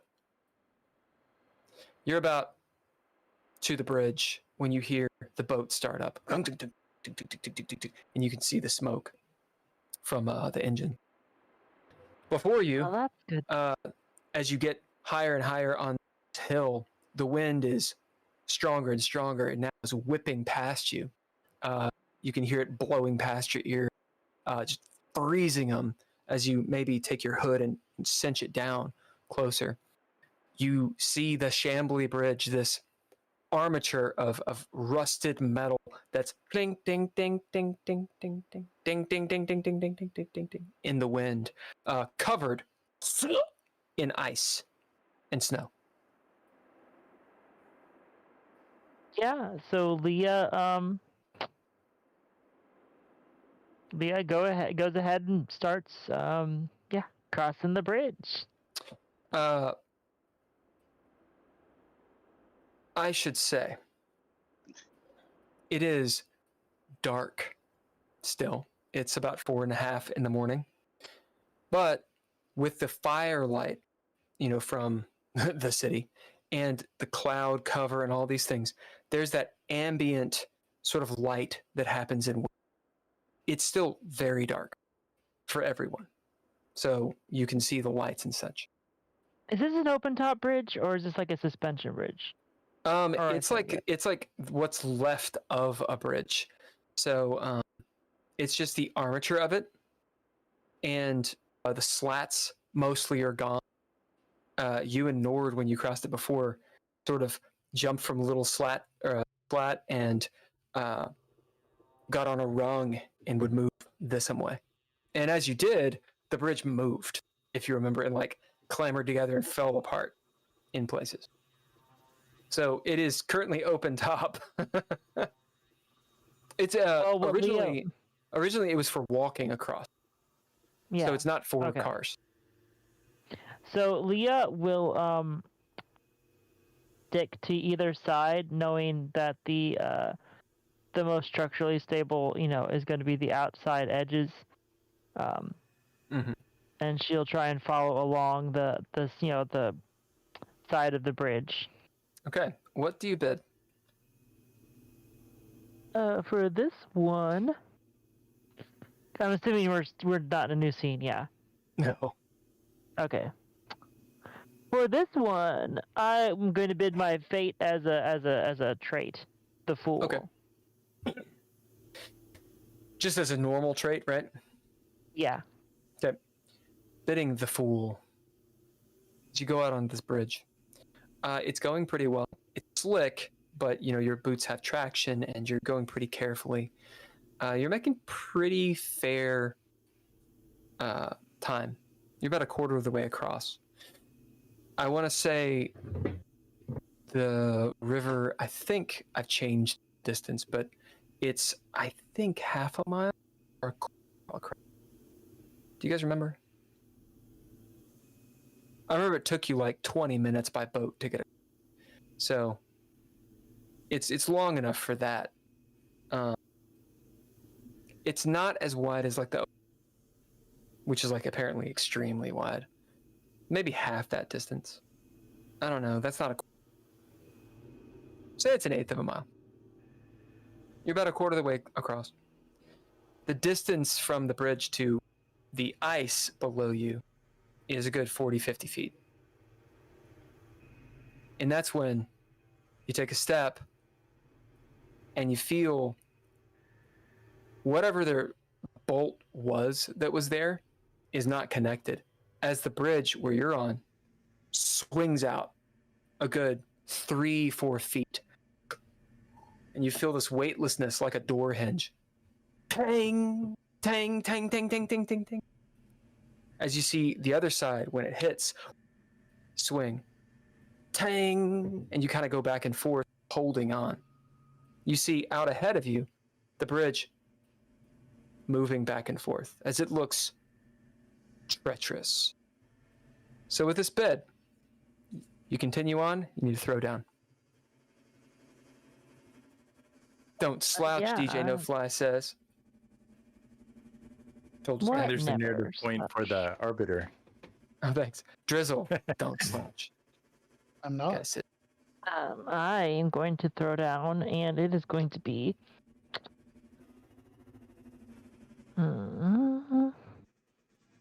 The threshold to get across this bridge unscathed is 5.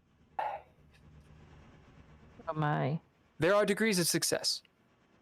You'll still get through it, even if you fail that 5. But it will be with degrees of success. Okay.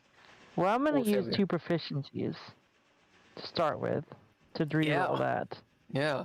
Nord is sucking up all the good rolls tonight.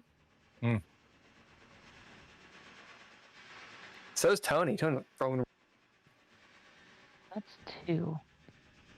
So, Remember, the degrees of success essentially are rolling 1-1 on your action. That's an utter failure. Getting no successes, of course, no good. Failing by 2 or more is the degree, and then being within that little deal, limbo, and success. Okay. So if you get 3 or 4, you're pretty good. Okay, I'm gonna use my last proficiency to re-roll the 10. Hopefully, do. So rolled. Okay, so that's 3 successes. So Okay, you're in good failure. Yeah. So I'm going to now bid whatever whatever I have left. My nature, which is decisive, to activate Master at Arms to give me an extra 2 successes. How does Master at Arms help you cross this bridge? Because in military training, you do a lot of general fitness training that helps teach you coordination and balance and how to traverse a treacherous terrain. It's a push and a pull, but I'll allow it. We've bent the rules on Master at Arms. It's okay. I can dig it. All right. So what are you at? 5. Okay. With Limbo, describe getting across this. How does Leah do it? It's difficult, and I will tell you the unintended outcome. Or you can. Okay, actually, I'll go ahead and bite bullet on the coming up with something good. At least I think that'll be reasonable. Mm-hmm. So Leah, particularly as she sees that, she starts to being even more cautious. Doing her best to very carefully pick her path ahead. And a couple times, she kind of slips, and she catches herself plenty well enough. And she'll get about 3/4 of the way through, or 3/4 of the way across, when again, one of the places that she was actually stepping just gives out completely underneath her. You see a kid ice. Yeah. She doesn't actually, she actually falls with it for a bit, and is able to catch herself, but it actually gashes up her arm. She cuts up her arm on a piece of metal, and you can decide however many wounds you think that deserves, but she will 18 wounds! just barely catch herself, and swing her legs back up on the bridge and finish the rest of her traversal. As you fall, it bruises you up. Everything in the cold sucks when you hit a knuckle. You're just like, ah! There's this wide shot as you see the piece of bridge fall, and then the wide shot of the silhouette of Leah grabbing, one-armed, doing the cliffhanger thing. As you look down, taking the cinematic moment to watch this piece of the bridge fall, and it hits ice. Okay, let's find out we'll use this to find out if the river is frozen solid or not. So, how to do it? Fate roll? Interesting. Or we can put it to the players. Why is the bridge frozen or not frozen? We'll start with Simon. I don't think it's frozen. I don't think it's frozen because it's not been that cold for that long. Okay, it takes Simon. a while for things. You guys have to have different answers, or you can build on those answers. Well, for one, because it is such a large body of water, it does take longer to freeze. So I think maybe the sides of it are the top of it's frozen, but when you get to the middle, that's flowing kind of water. It takes a lot longer for that to freeze. Tony, add to it, or add to this. I think the water's moving enough to keep the ice to keep any ice that is there from creating a solid seal over the part of the river that we're at. As you see this piece fall, hitting ice, and then splash into the center where you've confirmed if the boat can break free, you can get across using it. As Leah, you pull yourself back up, you feel the warmth of blood and the gash underneath your clothes. You're not really sure how bad it is. But the player will know. Roll a d4. We'll say this is a d4 plus 1 of damage. Unless that kills you, and then we'll just have it. So that would be. What's a d4? Just a d4. total. Yeah, not a d4 Yeah. plus 1. Oh, so 3. Yeah, so 3. As it hurts, you cut yourself up pretty gnarly. For the description, you get a narrative point. As you pull yourself up and make your way to the other side, maybe binding up your wound. What happens again if you go over 5 narrative points? You just kind of have to. You just spend it. Yep. Okay. Yeah. Pips can be used to drop the load. Narrative points you just have to use. Okay, so in that case, I will just go ahead and use that one and say that while the back half of the bridge that I just came from was the worst part, partly because it's more in the wind and less stable. Leah finds that the rest of her journey across the bridge is not as treacherous because it's just that part of the bridge seems to have held up a little bit better. Cool. So that's what we'll say is the Chambly Bridge can be traversed. It's just there's this one part that's rather treacherous. And, that's why it hasn't fallen. Because it actually was made, long ago. You guys mind a fate roll really quick? I know we're rolling a lot. Let's do a fortune, false fortune. Who's fortune, who's false fortune? I'll be fortune. I'll do false fortune. Okay. Fortune is... I'm going to let the players deal with this really quick, so I'll give you false fortune first. False fortune. The bridge was made back in, the 1918, 1920s. World War I era. Or whenever the Empire State built. When is that, Holker? Modernism. The Empire State Building is Art Deco. Yeah. Art Deco? Yeah. When would that be? 1910? Yeah, Later the than 20s are probably at zenith. Okay. So we'll say sometime in the 20s is when this bridge was actually made. And it was made of really good stuff. And it's just stood the test of time. That's what it is. And that's the reason that it stood. That's false fortune. Fortune. What is it? What is fortune for this? You guys give each a little piece.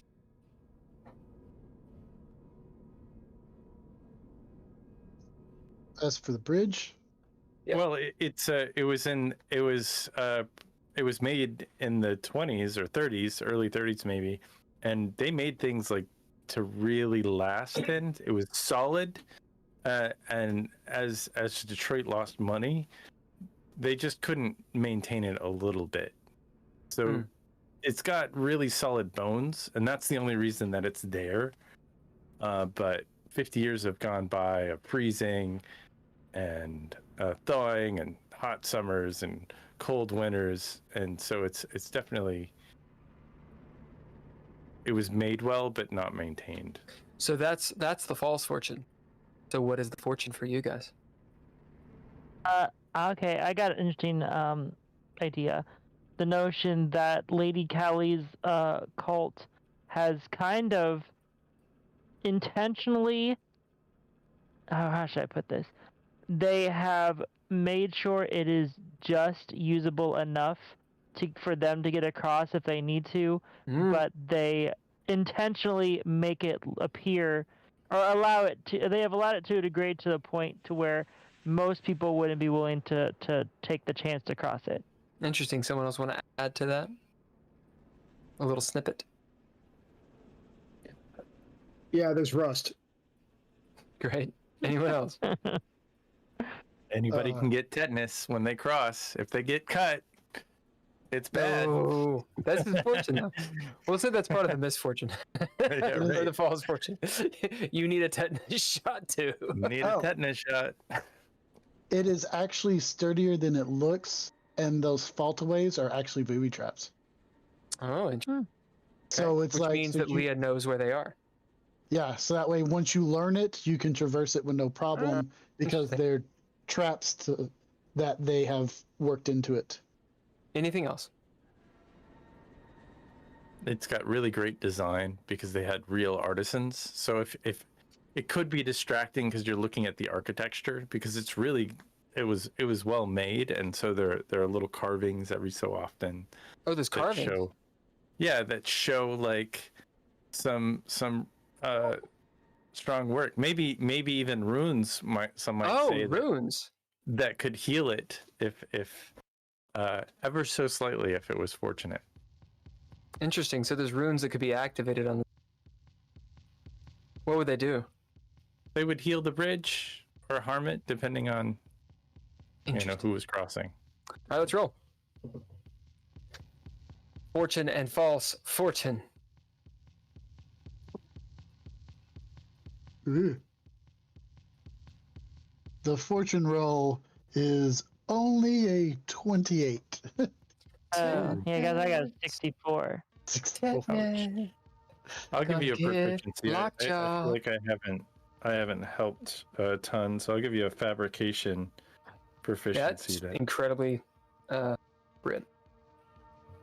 Okay, this is better. Fortune is an 89 now. That's right. And I got a 31, so we're All right. good. As Leah, you moved by and you noticed these, and maybe actually when you fell, it was fortunate. As bring yourself back up, and right there in front of your face, you see a cuneiform,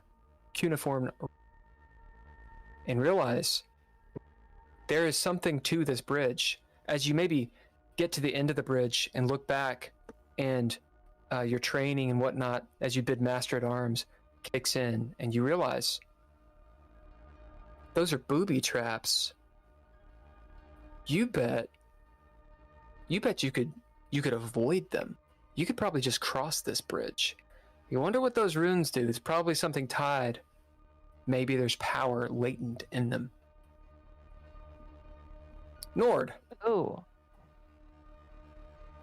Me. You're on the second, or on the first platform of the ziggurat as you hear the reawakened moving around, chanting, Erishkaga, Erishkaga, Erishkaga, Mahela Revu. Eerie cable, lava, Dormammu. What do you do? I'm trying to blend in and kind of like rock with them a little bit, like in the goat, and I've got the staff. I mean, I have her staff, so I mean that's not a staff.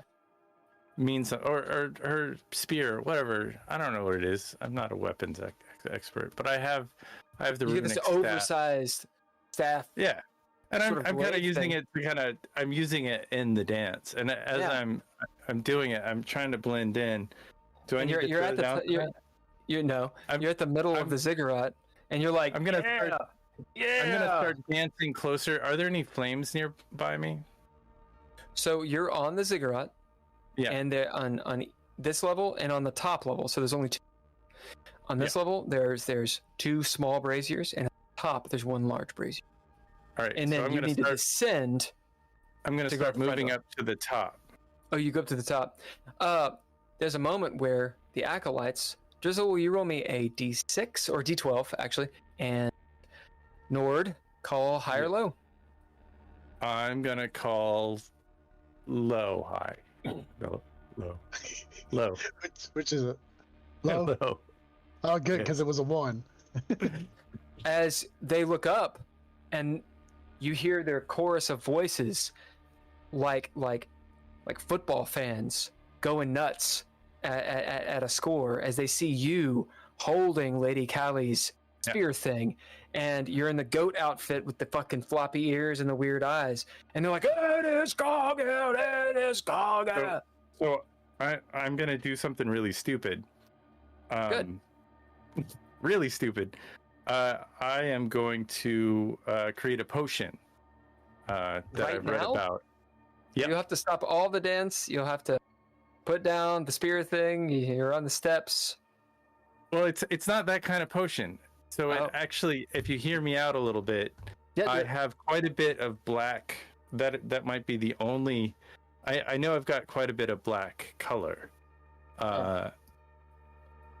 And black pigment, which is an alchemical component. So people know what you're talking about. Black pigment. I know that.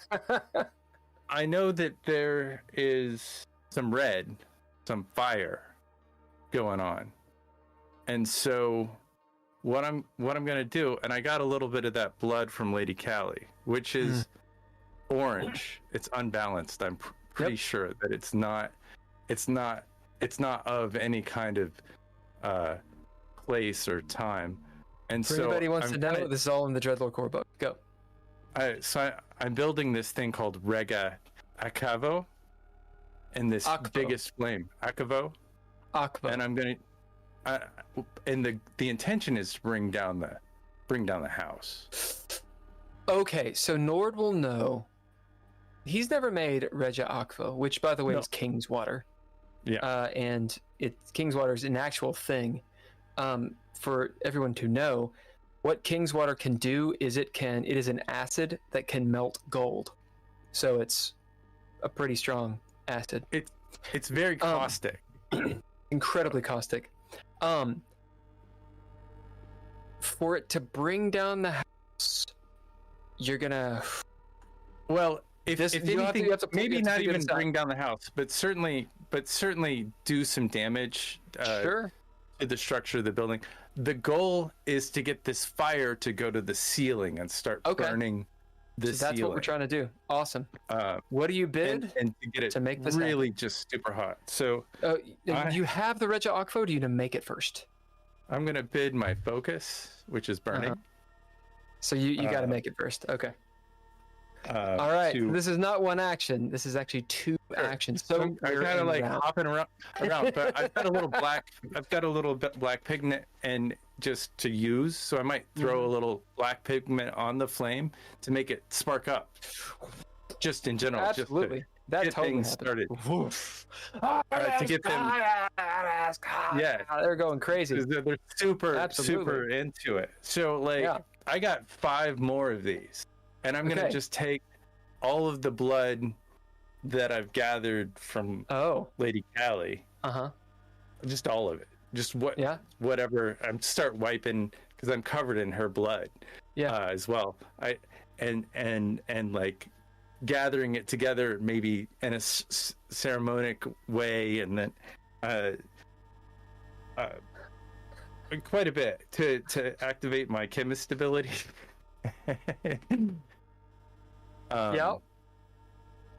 As you're like hut ha hut. This guy got it. Okay. And I'm trying to do this is like, and you throw all the ingredients in. Okay. Yeah, and basically I'm just gonna toss. I'm gonna try and toss it all in at the same time. I've got 5. I've got 5 more black pigments, and I'm just gonna throw the load in. Throw it all. Okay, and you're bidding your focus of burning here, right? Burning being your soul level. Yeah. All right, we're going to need a throwdown, and I will give you the stakes. Okay. This will cause a massive explosion shooting up. You're going to create a lot of Rega Akvo. It's going to splash everywhere and do a lot of damage. So, 1, you got a chaos die. 2, which it would be funny if the chaos die was 1. It just means a mishap, which is bad. Sure. This is like a danger level. I'm gonna say danger level 5. 5? Yeah. This is a good danger level 5 because you're doing 5. Yeah. It's not. Okay.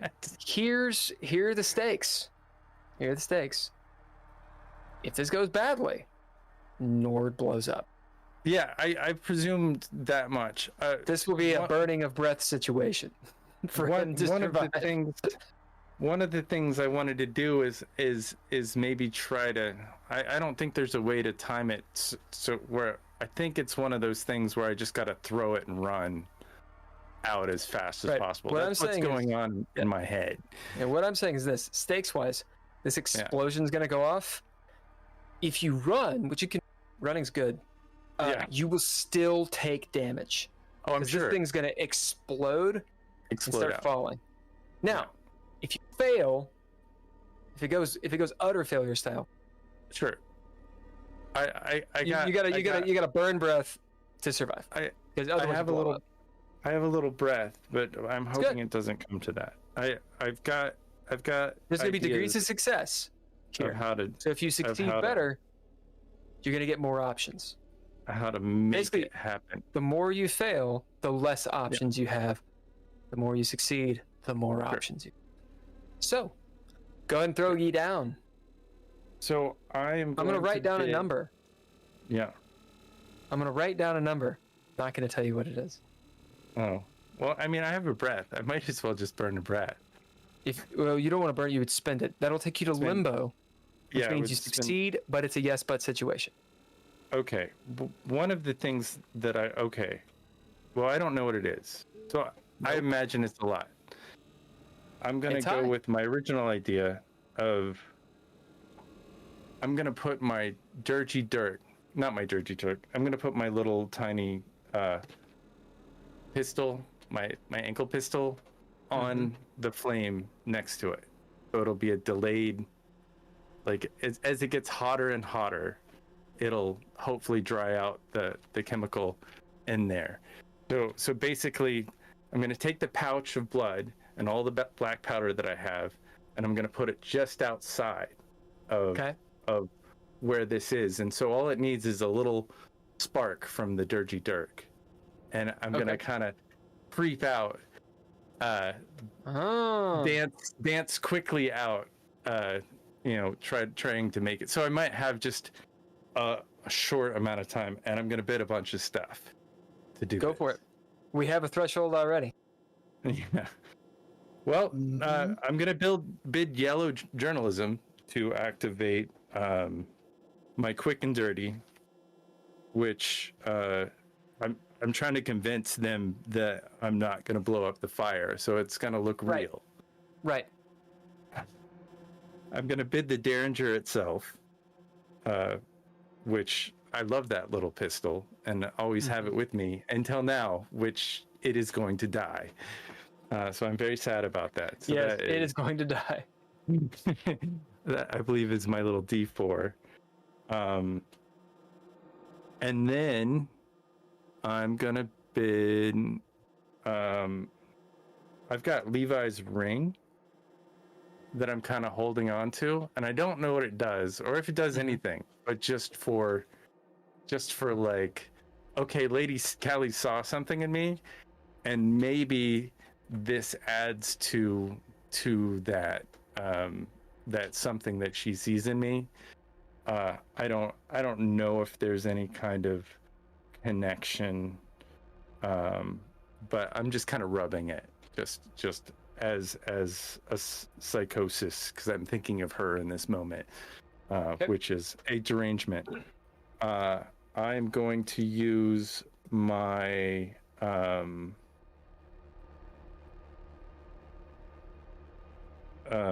shit. I'm gonna use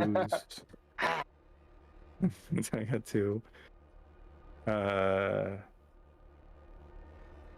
My calloused flaw to activate chemistry, which is putting all this stuff in a way together.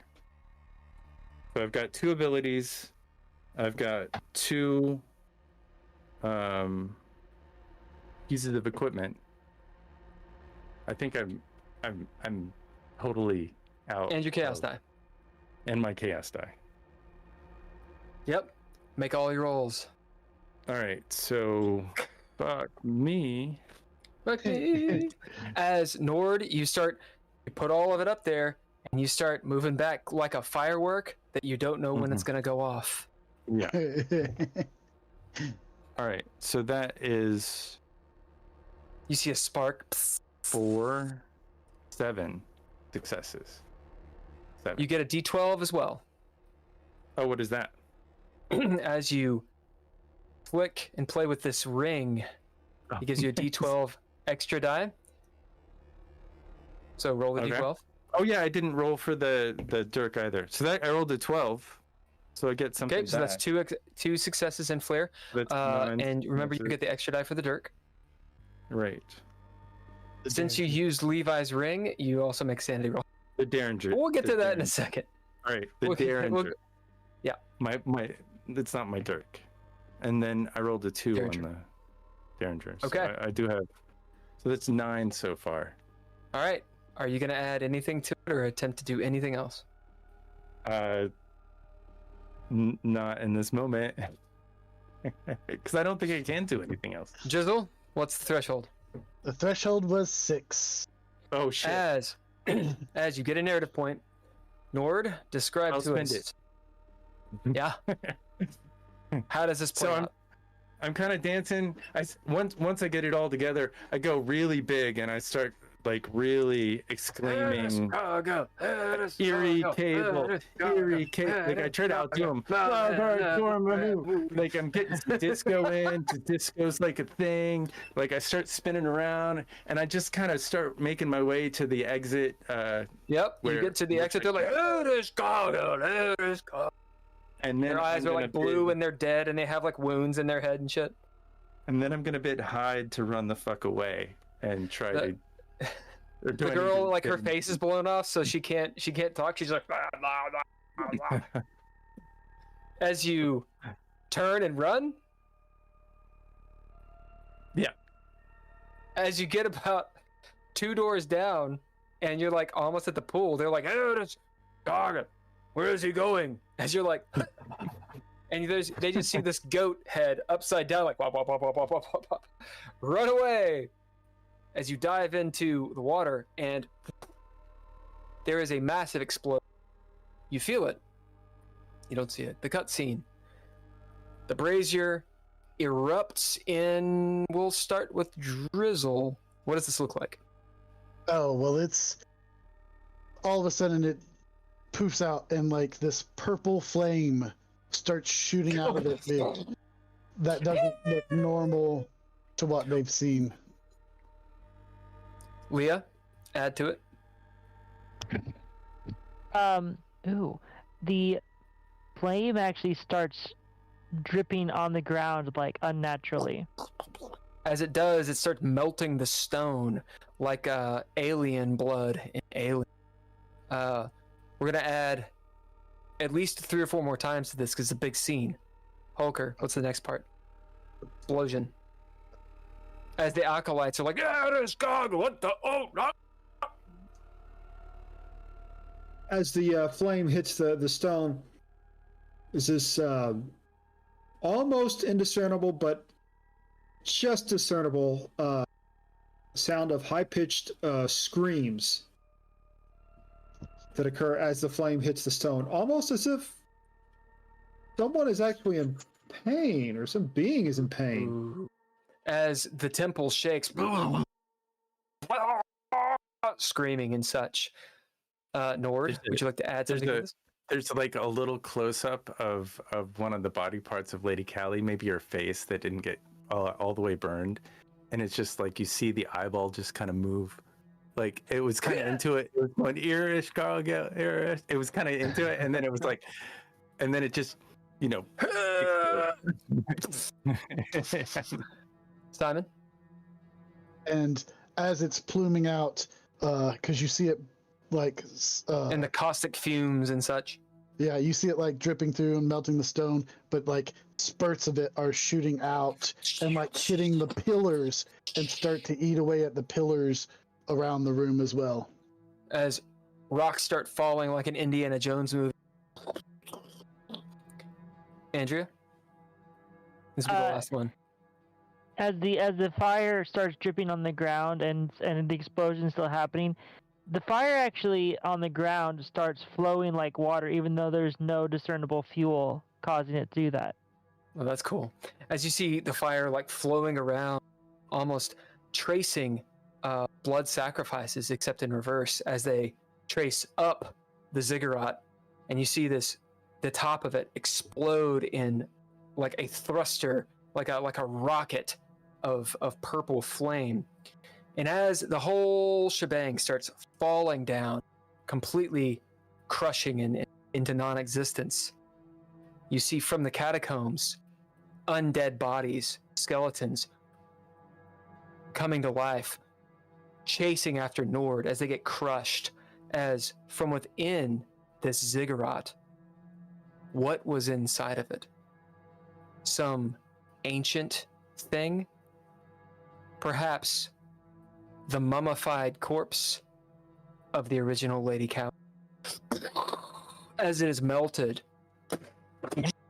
explosion, as Nord, you're swimming out with this rather heavy glaive-looking thing, and you bust out of the ice just in time to see Simon and John. The ground is rumbling. You see the structure that you guys thought originally was the temple on top cave in, and the ground starts opening before your eyes where you are, as the water starts flooding in like a huge sinkhole. The action is on you guys. I will reach down and grab Nord by the arm and start to pull him out of the water as quick as possible. John is helping you do it. Nord, you're out of the water. What do you guys bid to not get sucked into this ravine? Oh gosh. I'm gonna do it. I have anything? I've used every single one of my traits.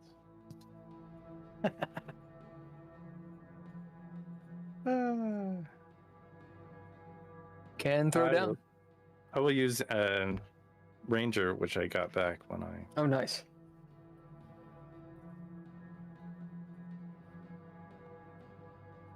Do I need to throw down?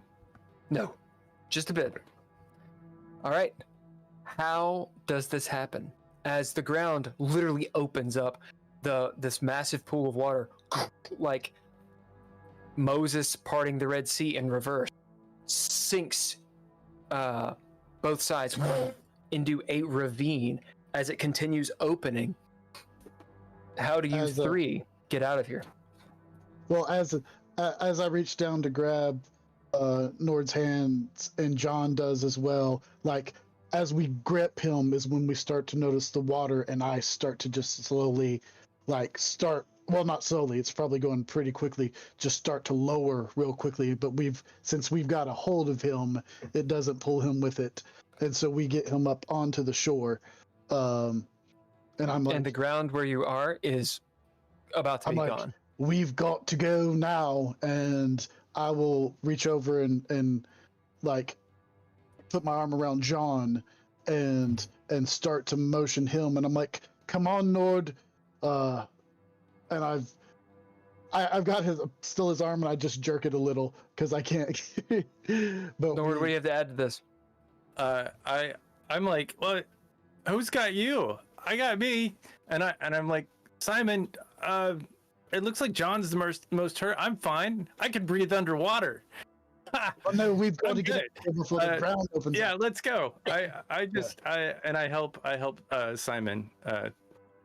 As you guys three-legged race it out of this ravine, you get up several of the steps into the forest and see where you were falling into an 80, 100-foot pit.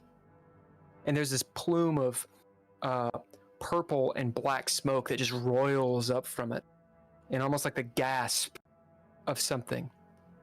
As the plume goes higher and higher, you hear a wailing scream.